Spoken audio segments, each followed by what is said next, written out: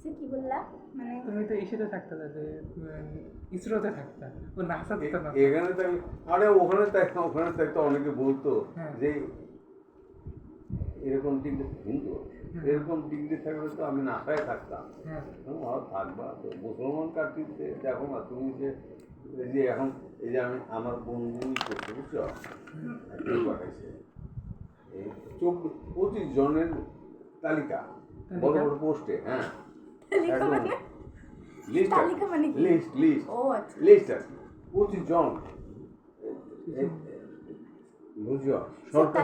তাহলে তো ইসরো না, তুমি তাহলে নাসাতে যেতা না 25 জন শুনো 25 জনের 25 জন চাকরিজীবী গভর্নমেন্ট চাকরিজীবী নট চাকরি জোর করে। কেন?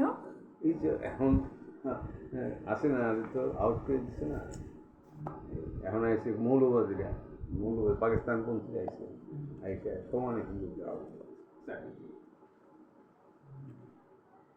এর জন্য কি পাঠাইছি বললো? চাকরিতে আউট করে দিচ্ছে আউট করে দিছে। গভর্নমেন্ট সার্ভিস সকলে তাহলে গভর্নমেন্ট তো তুমি সত্যি সত্যি তাহলে ইন্ডিয়াতে থাকলে ইসরোতে চান্স পাইতে। তা তো অবশ্যই ইন্ডিয়াতে নাইলে কোনো ইলেকট্রনিক্স কোম্পানিতে এটা আমার চাকরি থেকে খারাপ না ওখানে। হ্যাঁ কিন্তু ইসরোতে পাই যেতা সিরিয়াসলি। যে তুমি ইসরো না নাসাতে পাই যেতে স্যার, কারণ না বলতে পারতে না ইসরোতে আমার ওখানে কিন্তু তোমার আমার আমরা ফ্রেন্ডরা চাকরি করছে, যেমন বেদবুনিয়া ভূ কেন্দ্রে স্যাটেলাইট স্টেশনে, তারপরে বিভিন্ন বিভিন্ন ইলেকট্রনিক্স একটা ফ্রেন্ডরা চাকরি করছে মুসলমান তারা আমার ক্লাসমেট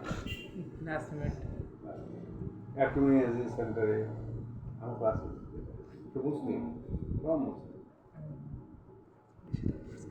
তারপরে স্যাটেলাইট স্টেশনে হ্যাঁ অনেক বড় বড় ইয়ে থাকে ওখানে, ইনভেন্টরগুলো থাকে না, সায়েন্টিস্টরা ইনভেন্ট করে অনেক কিছু। না করো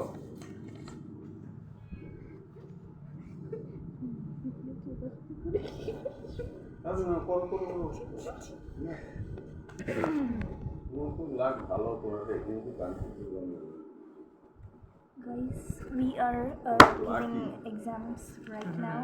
Where is my তো লাকি মমতার হঠাৎ চাকরি হয়েছে। স্যার মমতাকে কে বসাইছে? তুমি বসাইছো আমি বসাইছি। ভোট দিয়ে বসাইছো ওই মমতাকে মনে হয় আমি ভোট দিব। জনগণ ভোট না দিলে সে পায়নি মুসলমানরা